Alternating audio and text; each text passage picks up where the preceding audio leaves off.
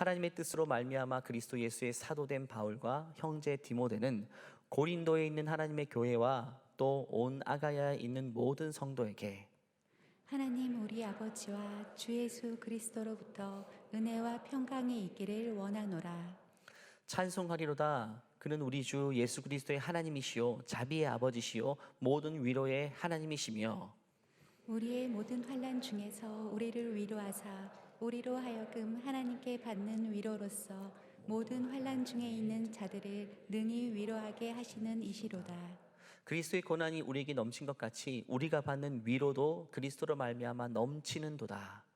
우리가 환난 당하는 것도 너희가 위로와 구원을 받게 하려는 것이요 우리가 위로를 받는 것도 너희가 위로를 받게 하려는 것이니 이 위로가 너희 속에 역사하여 우리가 받는 것 같은 고난을 너희도 견디게 하느니라.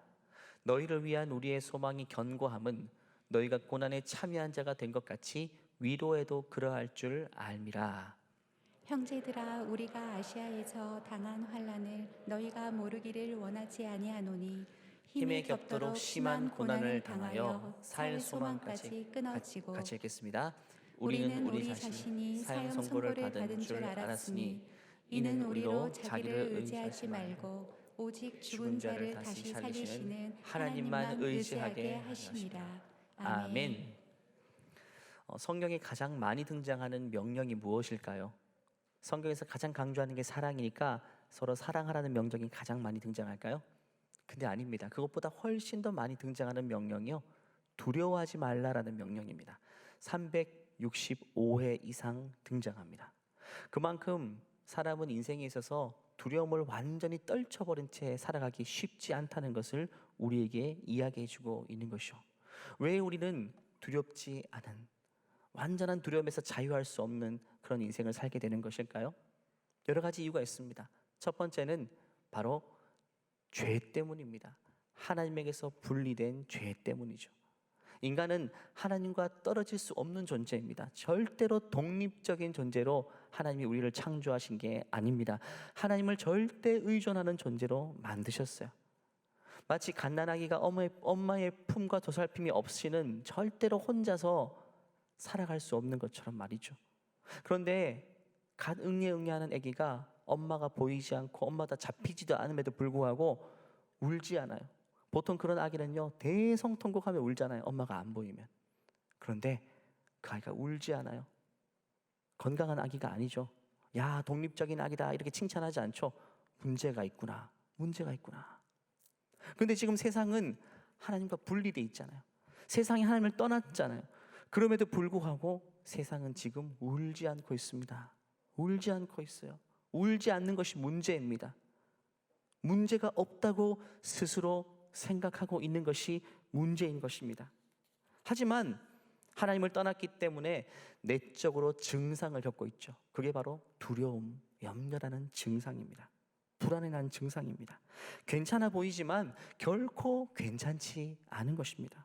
결국 인간은 하나님과 분리된 만큼, 하나님에게서 벗어난 만큼, 그만큼의 간격만큼 두려움과 염려, 불안으로 살 수밖에 없는 것이죠.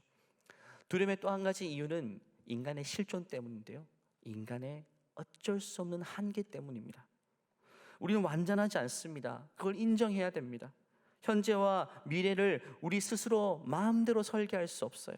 아무리 많은 것들을 계획하지만 우리 뜻대로 안 되죠. 우리는 예기치 않은 현실을 늘 마주할 수밖에 없고, 우리를 기다리고 있는 미래는 절대로 우리 스스로 통제할 수 없는 미래입니다. 그건 하나님만 가능한 거죠. 이것이 인간의 실존이기 때문에 우리는 어쩔 수 없이 두려움을 떨쳐버릴 수 없는 인생으로 살 수밖에 없는 것입니다. 이번에 이태원의 큰 사고로 인해서 부상당한 분들 지금 막 긴급해서 치유받고 계신데, 언론을 보면 대부분 다 외상 후 스트레스 증상을 경험하고 있죠. 이게 일종의 트라우마입니다. 또다시 그런 일과 사건이 내 일상에 찾아올 수 있다는 그런 두려움이 강하게 사로잡혀 있는 것입니다. 절대 그런 일이 반복되지 않을 것 같지만 또 마음에는 그렇게 생각되지 않는 거예요. 또 그럴 수 있다.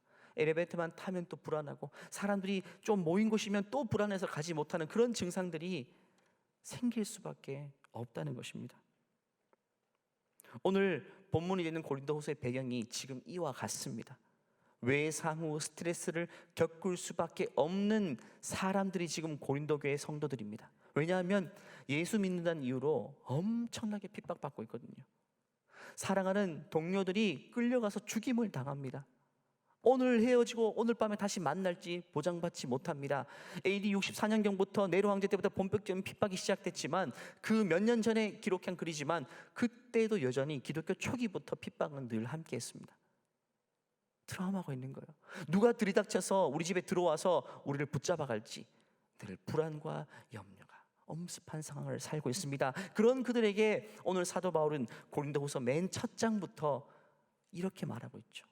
바울은 먼저 9절 10절을 통해서 8절 9절을 통해서 자기 이야기를 먼저 꺼내고 있습니다. 8절 9절을 같이 다시 한번 읽어볼까요? 시작. 형제들아 우리가 아시아에서 당한 환난을 너희가 모르기를 원하지 아니하노니 힘에 겹도록 심한 고난을 당하여 살 소망까지 끊어지고 우리는 우리 자신이 사형 선고를 받은 줄 알았으니 이는 우리도 자기를 의지하지 말고 오직 죽은 자를 다시 살리시는 하나님만 의지하게 하심이라. 8절을 보면 거의 사는 것보다 죽는 게 쉬운 인생을 살았다라고, 살 소망까지 끊어지고라는 표현을 쓰죠. 너무너무 힘든 거예요. 삶이 불안불안한 거예요. 바울은 아시아에서 선교 여행할 때에 너무너무 하루하루가 생명을 보존받지 못한 그런 삶을 살았어요. 9절 표현 보면 사형 선고를 받은 것처럼 살았다고 말하죠. 한마디로 죽을 날만 바라보며 사는 것처럼 하루하루의 안녕이 보장받지 못하는 불안한 삶, 그런 삶을 살았다는 자기 이야기를 먼저 꺼냅니다. 왜 그럴까요? 동정을 바라고 그럴까요? 아니죠. 바로 공감을 위해서입니다. 고린도후서 고린도 교회 성도들에게 너희들 지금 힘들지, 불안하지, 낙심할 수밖에 없지, 나도 지금 아시아 땅에서 선교하고 있는데 나도 지금 동일한 일을 겪고 있어, 나도 불안해, 나도 힘들어, 너희들 마음 내가 충분히 이해할 것 같아, 우리 같이 힘내보자, 이런 차원에서 공감하고 그들을 위로하고 있는 것입니다. 그러면서 3절 말씀 보니까 그는 하나님을 찬송하고 있어요. 고난 중에도 찬송하고 있습니다. 찬송하리로다. 그 이유가 뭐냐면요, 그는 우리 주 예수 그리스도의 하나님이시고 자비의 아버지시고 모든 위로의 하나님이다. 우리가 이렇게 고통받고 불안불안한 삶을 사는데 하나님은 팔짱 끼고 방관하는 분이 아니다. 반드시 하나님은 가만히 계신 분이 아니라 우리를 능히 위로하시는 분이다. 위로의 하나님이다라고 그걸 이야기합니다. 나도 어려움 당해보니까 하나님이 위로하시더라. 그래서 내가 내일 하루를 살아가는 것처럼 너희도 위로의 하나님을 붙들고 살아야 돼. 여러분, 위로의 하나님께서 당신의 백성을 적극적으로 위로하신다고 말합니다. 결국 두려움을 이길 수 있는 근본적인 방법은 위로라는 단어입니다. 여러분, 위로의 능력을 무시해서는 안 됩니다. 위로가 얼마나 중요한지 몰라요. 서로가 이렇게 약함을 위로하게 되면 하나님 그 위로를 통해서 놀랍게 역사하십니다. 성경 목사님께서 여러 해 전에 위로라는 책을 쓰셨죠. 그 책의 부제는 이렇습니다. 위를 바라보게 하는 힘입니다. 우리가 어려움 겪고 두려우면요, 주위 내 현실밖에 못 봐요. 땅밖에 못 봅니다. 그런데 누군가의 위로가 있기 시작하면 그때부터 내 시선이 위를 향하여서 보게 됩니다. 그러면 다른 생각을 할 수 있게 되고 다른 전망을 할 수 있게 되는 거, 다른 태도로 삶을 살아갈 수 있게 되는 것이죠. 위로의 능력을 무시하는 사람들 참 많죠. 고작 위로로 끝난다고? 아니, 위로받는 거하고 뭐가 달라져? 이렇게 위로를 하찮게 여기는 분도 있을 것입니다. 하지만 인간의 위로는 그럴지라도 하나님의 위로는 다릅니다. 여러분, 우리의 위로를 통해서 하나님의 위로가 임한다면 그 위로는요 전혀 다른 모습인 거예요. 하나님의 위로가 인간의 위로가 다른 게 있어요. 하나님의 위로는 마음의 변화를 넘어서 현실의 근본 문제를 터치하고 있습니다. 시편 84편 6절 말씀 볼까요? 그 다음 읽어볼까요? 그 다음 절입니다. 다음 페이지. 같이 읽어볼게요. 그들이 눈물 골짜기로 지나갈 때에 그곳에 많은 샘이 있을 것이며 이른 비가 복을 채워주나이다. 눈물 골짜기란 말은 늘 울 수밖에 없는 처지, 늘 위로가 필요한 상태를 말합니다. 그들이 하나님 앞에 울었더니 하나님 뭘 하셨다고요? 많은 샘이 있게 하시고 이른 비에 복을 주신다. 많은 샘과 이른 비는 현실적인 복을 말합니다. 결국 인간의 위로는 말로 끝날지 모르겠지만 하나님의 위로는 현실의 변화, 근본적인 문제를 터치해주는 방식으로 우리에게 역사하게 된다라고 이야기합니다. 예수님은 마태복음 5장 4절에 이렇게 말씀하셨죠. 애통하는 자는 복이 있나니 그들이 위로를 받을 것이며. 그리고 누가복음 6장은 그와 대조되는 한 구절을 말합니다. 그러나 화 있을진저. 5장에서는 복을 이야기하고 6장에서는 화를 이야기합니다. 가장 복된 사람은 마태복음 5장 4절 애통하는 자, 가장 화가 있는 자, 저주받을 자는 부요한 자라고 말합니다. 대조해 놓고 있죠. 여러분, 상식적으로 생각할 때 애통하는 자가 복이 있습니까? 부요한 자가 복이 있습니까? 그런데 그 반대를 이야기해요. 본문 말씀에서 띄워주시겠어요? 오히려 애통하는 자가 복이 있다라고 말씀하시고 부요한 자가 화가 있다고 말하죠. 왜 그럴까요? 애통하는 자, 하나님 앞에 울 일이 많은 자, 하나님 앞에 우는 자는 하나님의 위로가 임할 것이기 때문에 복이 있는 자가 되는 것이고, 부요한 자는 부자를 말하는 게 아닙니다. 위로가 필요 없는, 삶에 문제가 없는 자를 말합니다. 누구의 위로도 필요 없고 하나님의 위로조차 필요 없는, 울 일이 없는 자들을 말합니다. 그는 정작 화가 있을지라고 말합니다. 왜? 그가 정작 슬픈 일을 당할 때 아무도 위로하지 않을 것이기 때문에. 그는 고립된 인생을 살 수밖에 없다. 오히려 하나님 앞에 울 일이 많은 자를 향해서 복이 있다라고 말합니다. 여러분, 결국 우리에게 울 일이 많고 애통할 일이 많다면 절대로 부정적인 현실이 아닙니다. 오히려 희망적이에요. 왜냐하면 그 울 일을 통해서 하나님은 진짜 위로를 우리에게 주실 것이기 때문입니다. 우리 인생은 늘 울 일이 찾아오고 그 시기가 지나면 웃을 일도 찾아오죠. 시편 기자는 울 일과 웃을 일을 이렇게 자연의 섭리를 통해 우리에게 묘사하기도 합니다. 시편 126편 말씀 보면요, 눈물을 흘리며 씨를 뿌리는 자는 기쁨으로 거두리로다. 한마디로 울 때, 우리 인생의 울 때를 씨 뿌릴 때로 묘사합니다. 여러분, 씨 뿌리면 추수할 때가 오죠. 그러면 우리가 웃을 때, 너무 기쁠 때를 어떻게 묘사하죠? 곡식단을 가지고 돌아오는 추수의 시기로 그걸 묘사하고 있죠. 씨 뿌리는 시기, 추수하는 시기가 너무나도 자연스러운 자연의 섭리인 것처럼 우리 인생에 울 때가 있으면 웃을 때가 오게 될 것인데, 이 두 가지를 인과관계로 묘사하고 있습니다. 울면서 씨 뿌리는 사람은 기쁨으로 곡식을 거두는 날이 올 것이다. 이걸 통해 뭘 말하고 싶은 걸까요? 우리 인생에 울 일이 있을 때는 울어야 된다는 것입니다. 울어야 될 때 우는 게 너무너무 중요합니다. 여러분, 아기가 울어야 할 때 울어야 건강한 겁니다. 우리 그리스도인들도 지금 고난에 휩싸여 있어요. 어려운 일이 많습니다. 그때는 울어야 돼요. 그게 건강한 겁니다. 하나님 아버지 앞에 나와서 통곡하며 슬픔 가운데 기도해야 됩니다. 그게 건강한, 영적으로 건강한 신자입니다. 그렇게 울게 될 때에 하나님이 결국에는 웃을 일이 올 것이라고 말합니다. 여러분, 화요 성령 기도회 같은 저녁에 기도하는 시간 보면 눈물로 기도하는 분들 계십니다. 참 힘든 일을 겪으신 분들이죠. 새벽예배도 마찬가지고 토세도 마찬가지고 울며 슬픔 가운데 기도하는 분들 계십니다. 저는 그런 분들 보면 확신을 얻습니다. 아, 저분 머지않아서 크게 웃을 일이 오겠구나. 지금 눈물의 씨를 뿌리고 있죠. 울어야 될 때 울고 있죠. 그러면 나중에 이 자연의 섭리가 그런 것처럼 하나님께서는 반드시 저 영혼 크게 웃게 할 때가 오게 하시겠구나. 그런데 지금 울지 않습니다. 울어야 될 때 울지 않아요. 그럼 나중에 웃을 일이 아니라 통곡할 일이 찾아올 수밖에 없는 것입니다. 시편 84편 다시 한번 읽어볼까요? 하나님의 위로를 통해서 하나님이 어떻게 역사하시는가? 눈물 골짜기, 하나님 앞에 울 때 제대로 우는 사람을 향해서 많은 샘과 이른 비. 여러분, 농경사회 때 제일 중요한 것은 비죠. 아무리 농부가 열심히 노력해봤자, 열심히 심고 열심히 손을 대봤자 비가 안 와버리면 모든 것이 무용지물이죠. 그렇기 때문에 고대 사회 때 농경시대의 가장 큰 축복은 이른 비, 늦은 비, 두 가지 축복을 늘 이야기합니다. 성경에. 이른 비는 파종하고 와야 될 비입니다. 심었는데 비가 안 와버리면 생명을 움틀 수가 없죠. 싹이 트지 않습니다. 그리고 늦은 비, 추수하기 직전에 비가 또 한금 와줘야지만 곡식이 연글어서 무럭무럭 풍성한 소출을 추수할 수가 있죠. 이른 비와 늦은 비를 최고의 축복으로 묘사하는데, 애통하는 자에게, 우는 자에게 하나님은 때를 따라 이른 비도 주시고 때를 따라 늦은 비도 주시고 결국에는 하나님께서만 주실 수 있는 복을 주시겠다고 이야기합니다. 인간이 스스로 얻을 수 없고 하늘이 내려줘야 된 축복을 이른 비와 늦은 비로 묘사하는데 그것은 애통할 때 우리에게 주시는 복이라고 이야기합니다. 여러분, 우리 인생도 마찬가지입니다. 애통해야 될 때 울어야 됩니다. 저는 우리 지구촌 모든 성도님들에게 울어야 될 때 울 수 있는 축복이 임하기를 간절히 축원합니다. 목회자로서 좀 힘들 때가 여러 군데 있지만 확신 없는 말을 할 때 참 힘들어요. 이런 말이죠. 너무너무 힘들어하는 분이 계신데 괜찮으실 거예요. 나아질 겁니다. 하나님 역사하실 거예요. 이 말이 저 스스로도 확신이 없을 때도 있습니다. 왜 그럴까요? 울어야 될 때 울지 않는 분 때문이죠.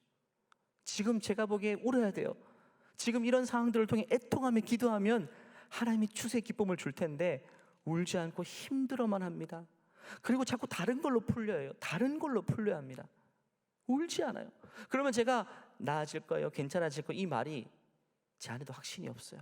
확신 없는 말을, 책임질 수 없는 말을 하고 있는 제 자신이 너무 힘들 때가 있습니다. 하지만 어려운 일을 만날 때 그 자리에서, 기도하는 자리에 나와서 울며 하나님 도와주세요. 가정이 어려운 일이면 부부가 함께 나와서 아내와 남편이 손을 맞잡고 하나님 도와주세요. 우는 자를 향해서는 저는 확신 있게 이야기할 수 있어요. 믿음이 실린 선포를 할 수 있습니다. 나아질 겁니다. 하나님 역사할 거예요. 회복될 겁니다. 머지않아 웃을 일이 올 겁니다. 이럴 때 목회자는 신납니다. 제 안에 확신이 있으니까, 확신 있는 선포니까. 여러분의 인생은 지금 울 때입니까? 웃을 때입니까? 정말 어느 때보다 많이 울면서 아버지 앞에 애통해야 될 때 지금 울지 못하고 다른 것으로 바쁘거나 다른 것으로 해결하려고 발버둥 치고 있지는 않습니까? 여러분, 봄에는 뿌려야 됩니다. 씨를 심어야 돼요. 자연의 섭리입니다. 그 과정이 없으면 절대로 추수의 기쁨도 없어요. 마찬가지로 어렵고 힘들 때 하나님이 사인을 주실 때에 여러분 가족끼리 함께 나와서, 남편과 아내와 함께 나와서, 아니면 혼자서라도, 혼자 믿음 생활한다면 혼자서라도 여러분 울어야 할 때 울며 애통하며 기도할 수 있는 여러분 되시기를 간절히 축원합니다. 오늘 사도 바울의 서신은 울 일이 많은 사람들에게 쓴 서신입니다.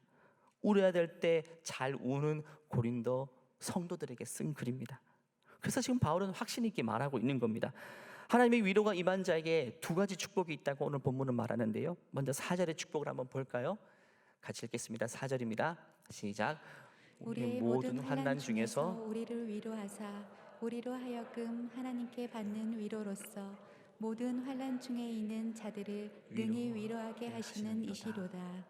하나님의 위로를 통해서 결국 어떻게 하시겠다고요? 하나님의 위로를 통해서 환난 당한 자를 우리를 통해 또 위로하시겠다고 말합니다. 여러분, 하나님이 우리를 위로하실 때 반드시 우리의 손을 통해서 또 다른 영혼들을 위로하게 하십니다. 제가 20살 때 회심하고 나서 이런 책을 읽은 적이 있어요. 헨리 나우엔의 상처 입은 주자. 여러분, 이 책 읽어보신 분 많으시죠? 지금 어려운 시기를 보내고 있는 분들 꼭 이 책을 읽어보시기 바랍니다. 제가 20살 때 회심을 했으면서도 제 기질이 변하지 않더라고요. 제가 청소년 때 관계 때문에 힘들어가지고 이게 소심하고 우울한 정서가 저를 좀 덮고 있었어요. 그러니까 누구 앞에 서지를 못하겠더라고요. 그때 제 생각은 내가 아무리 예수 믿어도 내가 누군가에게 좋은 영향을 줄 수 있는 사람이라고는 생각조차 못했습니다. 내가 누구를 도와줘? 그런데 이 책을 읽고 관점이 달라졌어요. 상처를 통해서 또 누군가의 상처를 만지게 하시는구나. 내가 상처 입어본 이 경험이 결국 다른 사람의 상처가 눈에 잘 들어오게 만드는 것이고 그 사람의 상처에 지혜롭게 접근을 용이하게 만드는 또 다른 손길이 되는구나 하는 것을 깨닫고 용기 있게 사람들에게 나가기 시작했어요. 힘들어하는 영혼들의 이야기를 들어주고 도움이 필요한 영혼들을 제가 많이 위로하고 격려해줬어요. 하나님 나를 통해서 일하시더라고요. 나 같은 사람을 통해서도 또 다른 사람들을 위로하시더라고요. 그건 그냥 가능한 일이 아니라 저도 하나님께 위로를 많이 받아보았기 때문에 가능한 것입니다. 여러분 주위에 사람들을 잘 위로하는 사람이 있죠. 힘들면 찾아가고 싶은 사람이 있죠. 그분들의 특징이 반드시 이럴 겁니다. 그분 굉장히 많이 상처 받아본 분입니다. 그래서 위로를 많이 받아본 분이기 때문에 다른 사람의 상처를 잘 다룰 수가 있게 되는 것이죠. 또 하나 유익이 있습니다. 5절 6절 말씀을 읽어볼까요? 시작. 그리스도의 고난이 우리에게 넘친 것 같이 우리가 받는 위로도 그리스도로 말미암아 넘치는도다. 우리가 환난 당하는 것도 너희가 위로와 구원을 받게 하려는 것이요 우리가 위로를 받는 것도 너희가 위로를 받게 하려는 것이니 이 위로가 너희 속에 역사하여 우리가 받는 것 같은 고난을 너희도 견디게 한다. 하느님의 위로를, 하늘 위로를 받게 되면 견디게 한다라고 이야기합니다. 한마디로 단단해지는 인생이 된다는 것입니다. 하나님 앞에 잘 우는 사람들, 울어야 될 때 우는 사람들은 결국 고난을 견딜 수 있는 힘을 주시겠다, 연단시키겠다는 의미입니다. 한마디로 어떤 일을 당했을 때 아버지 앞에 기도하고 그걸 잘 통과하죠. 그럼 다음에 또 그런 일을 만나게 될지라도 이제는 요동하지 않습니다. 한번 겪어봤고 하나님의 위로를 통해 회복해봤기 때문에 두렵지 않아요. 두렵지 않습니다. 하지만 일반적인 상처는 그렇지 않죠. 보통 사람들 보면 어려운 일을 반복적으로 만나게 되면 사람 자꾸 약해져요. 더 예민해집니다. 요만큼 작은 일도 크게 두려워하고 작은 시련에도 막 격하게 반응합니다. 왜? 어려운 일을 많이 겪어봤기 때문에. 근데 하나님 앞에서 애통하면서 어려움을 해결한 분들은 단단해집니다. 작고 큰 일에 이제는 요동하지 않는 뿌리 깊은 인생이 되는 것입니다. 대표적인 인생이 성경에 많은 인물들이 있지만 다윗의 인생이죠. 다윗은 나이에 맞지 않게 참 단단한 인생이 되었어요. 왜냐하면 어릴 때부터 많은 울 일들을 통해서 하나님의 위로를 많이 경험해 봤기 때문에 10대 나이에 골리앗 앞에 설 수 있을 정도로 그는 단단한 인생, 요동하지 않는 인생이 되었던 거죠. 시편 6편의 6절 말씀 보면 내가 탄식함으로 피곤하여 밤마다 눈물로 내 침상을 띄우며 내 여호를 적신다. 다윗의 고백인데 얼마나 힘들었는지 짐작이 가시죠. 여러분 지금 힘든 일을 겪고 있는 분들은 이 구절이 너무 공감될 거예요. 저도 격하게 공감될 때가 있었어요. 너무너무 힘들어서 탄식밖에 안 나, 한숨밖에 안 나오고 밤에도 그냥 가만히 있어도 눈물이 나고 그 눈물이 내 여호를 적셔. 잠도 오지 않습니다. 이런 증상을 겪고 있는 분들은 이 다윗의 고백이 남일 같지 않게 느껴질 거예요. 다윗의 이 탄식은요 그냥 푸념이 아니었습니다. 하나님 앞에서 애통하는 간구였어요. 그렇기 때문에 하나님은 하늘의 위로로 다윗을 만져주신 거죠. 또 다른 시편 말씀 보면 비슷한 말씀이 있습니다.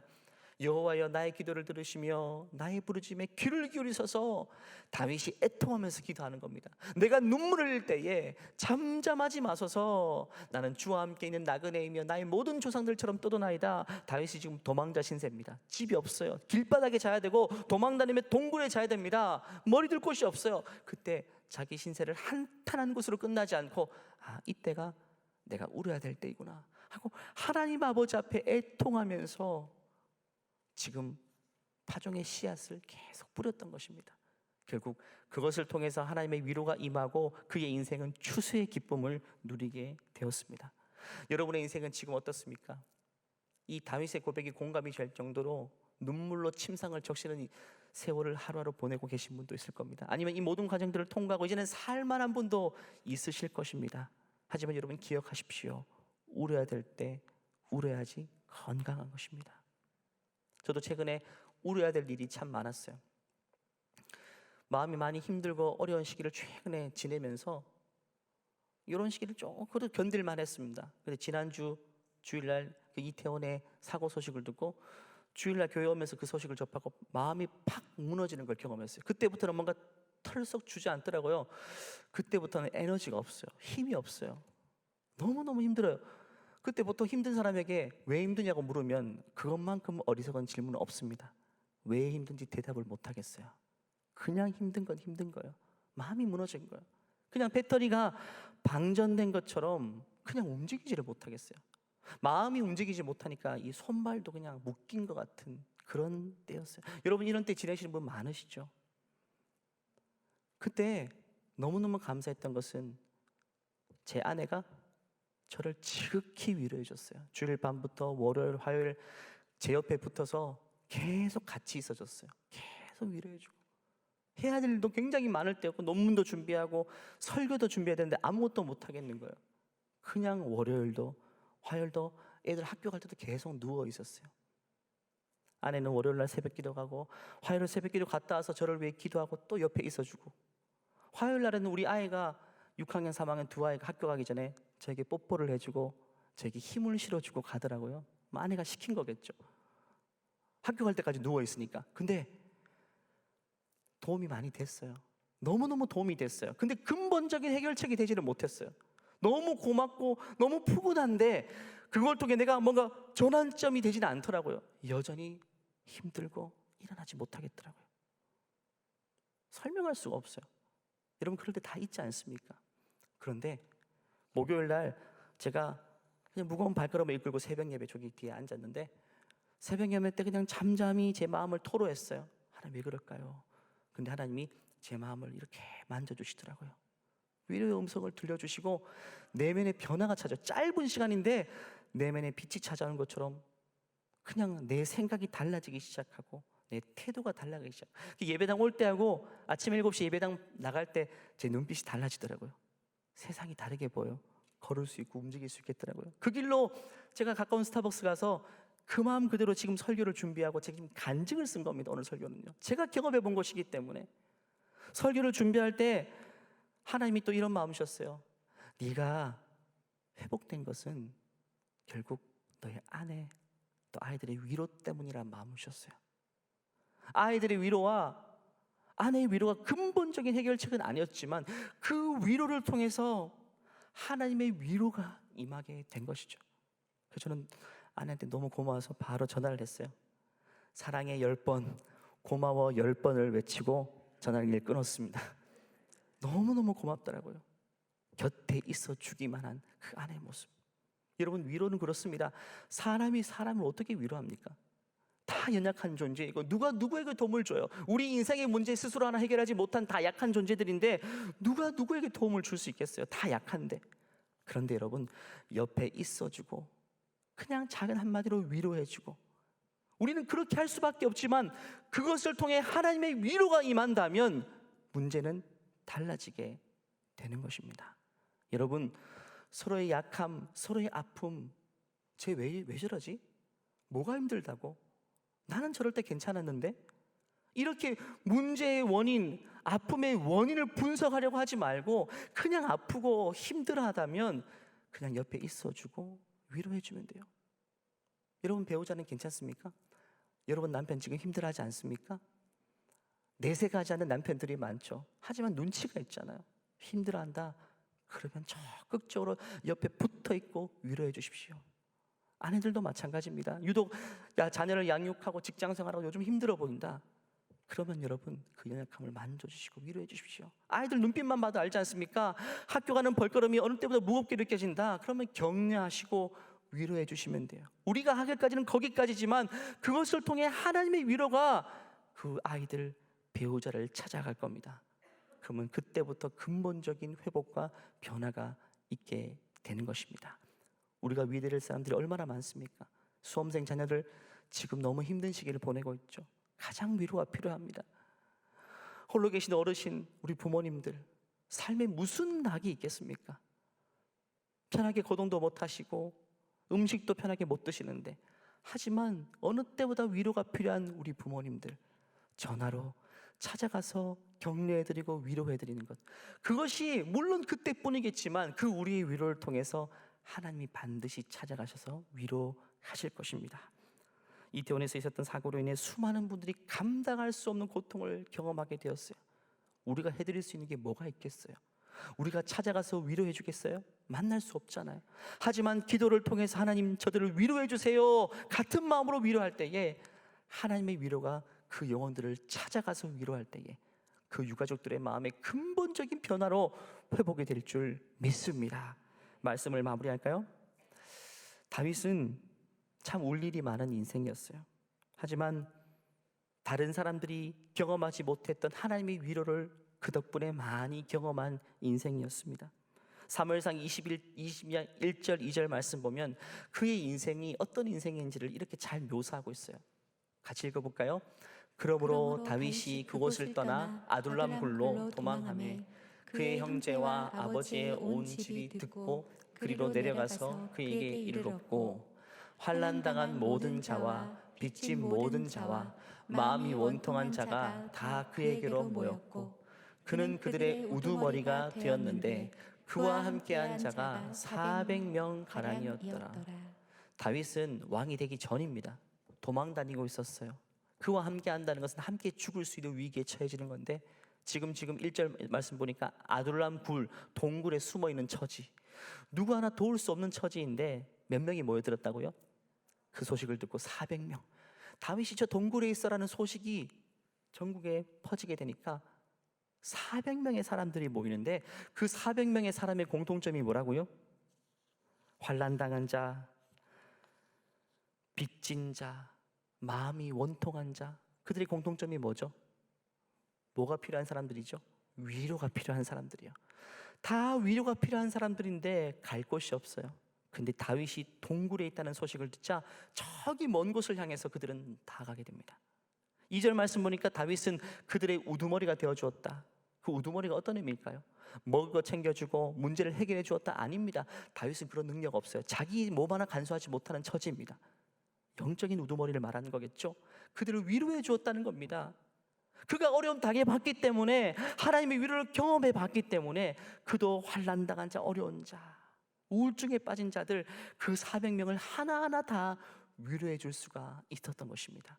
그런데 여러분, 다윗의 위로가 위로로 끝났을까요? 아닙니다. 그 400명에게 하나님의 위로가 임하게 됩니다. 그러자 그의 400명의 인생이 어떻게 달라진지 아십니까? 다 환난당한 자입니다. 우울증에 빠진 자들입니다.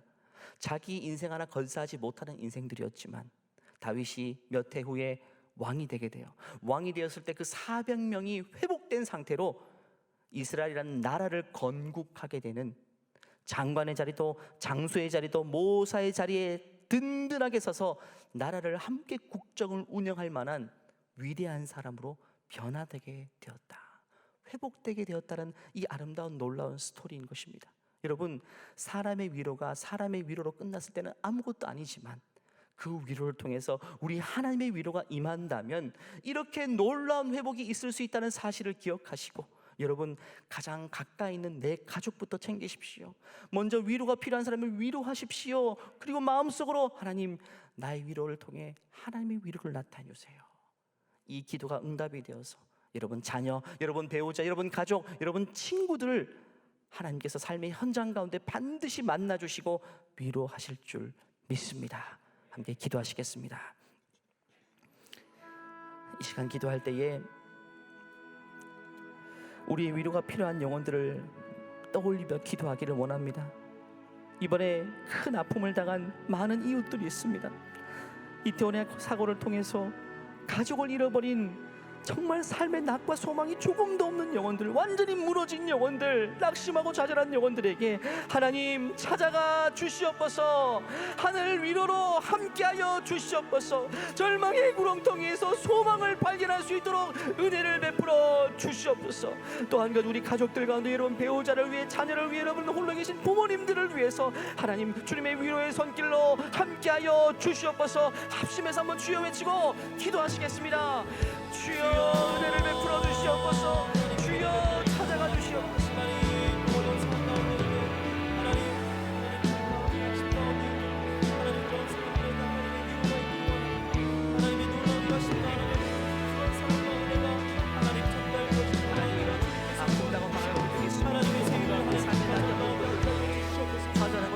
낙심할 수밖에 없는 분들이 많이 있습니다. 하나님 찾아가 주시옵소서. 위로하여 주시옵소서. 보듬어 주시옵소서. 하늘의 위로로 함께해 주시옵소서. 하나님 주님이 주시옵소서. 울 때 우는 자들에게, 공허하는 기도하는 자들에게 하나님 아버지 하늘으로 함께해 주시옵소서. 주님 도와주세요. 주님 은혜를 베풀어 주세요. 우리의 위로의 손길을 사용하여 주시옵소서. 우리의 위로의 손길을 통해서 하나님의 역사해 주시옵소서.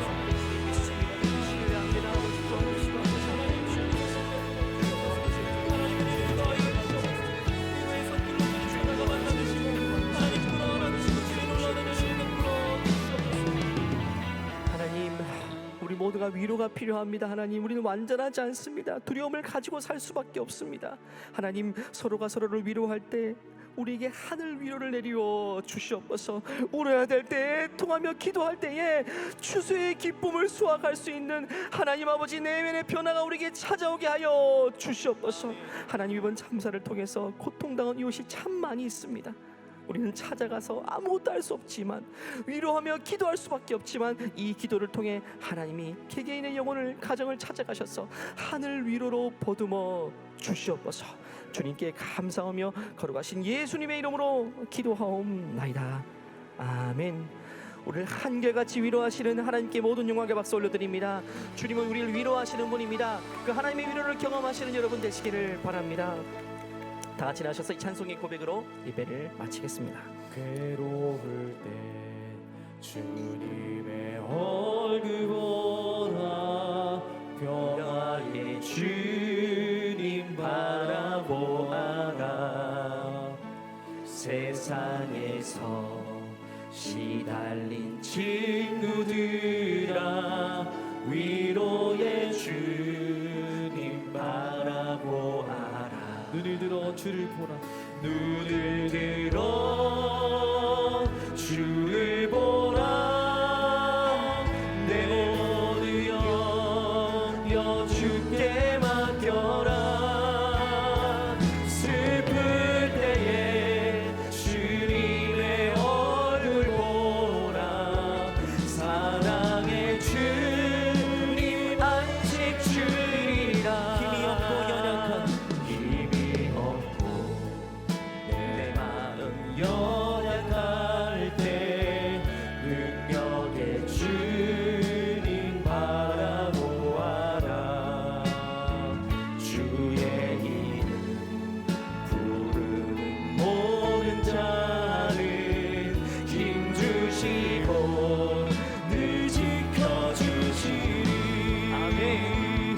눈을 들어 주를 보라. 내 모든 염려 주께 맡겨라. 슬플 때에 주님의 얼굴 보라. 사랑의 주님 안식 주리라. 눈을 들어 주를 보라. 내 모든 염려 주께 맡겨라. 슬플 때에 주님의 얼굴 보라. 사랑의 주님 안식 주리라.